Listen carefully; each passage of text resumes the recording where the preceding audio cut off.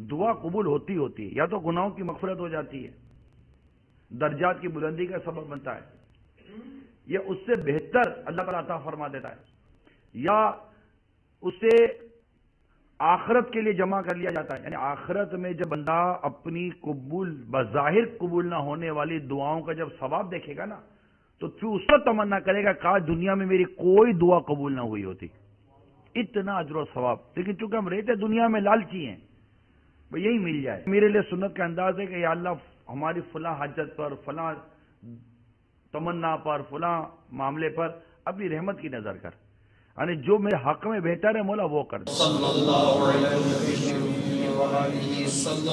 अलैहि वसल्लम सलातन व सलामुन अलैका या रसूल अल्लाह।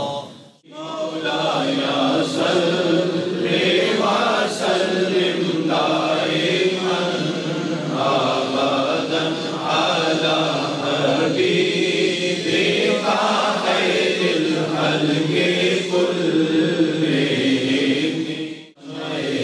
में हिदायत पे लाखों सलाम। सुहानी घड़ी चमका तैबा का चांद, सुहानी घड़ी चमका तैबा का चांद। मुस्तफा जाने रहमत पे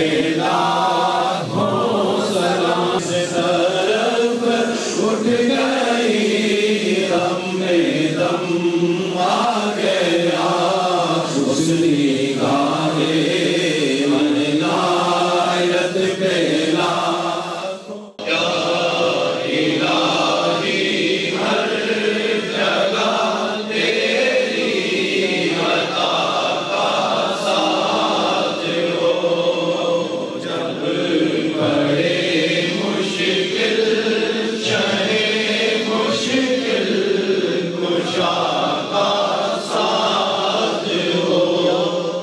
अब ये देखें, ये कलाई है, कलाई के जोड़ के ऊपर अपनी हथेली रखें और अब छोटी उंगली और अंगूठे का दायरा बनाकर ये तीन उंगलियां बिल्कुल सामने रखें। उंगलियां फैलाकर गोया कि हमने घुटने पकड़े हुए हैं, जैसे कमर स्ट्रेट होनी चाहिए, सीधी, ये कोहनी में खम नहीं होना चाहिए। ठीक है जी। अब हाथ बांध दिए, हाथ उसी तरह बांधने हैं जिस तरह पहले बांधे थे। नजर आपकी सजदे की तरफ होगी। ठीक है जी। इसके बाद अब फिर दोबारा रुकू करेंगे, अल्लाहु अकबर। फिर उसी तरह वही गोनियां सीधी, कमर सीधी, निगाहें पांव के अंगूठों की तरफ। जी रुकू हो गया जी। समी अल्लाहु लिमन हमिदा, फौरन नजर सीने पे आती है। मतलब नमाज के बारे में कितनों को नहीं बातें पता चली। ये नहीं कहता कितनों को क्या क्या पता चला, क्योंकि अदरवाइज गुनाह का इज़हार हो जाता है। आज किस किस को नमाज के बारे में, गुस्ल के बारे में नहीं बात पता चली है, वो आदत है। अब आप देखिए कि मुलाकात में ज्यादा फायदा था, किसमें ज्यादा फायदा? मुझको मिली है इज्जत अत्तार की बदौलत, चमकी है मेरी किस्मत अत्तार की बदौलत। मुझको मिली है इज्जत अत्तार की बदौलत, चमकी है मेरी किस्मत अत्तार की बदौलत।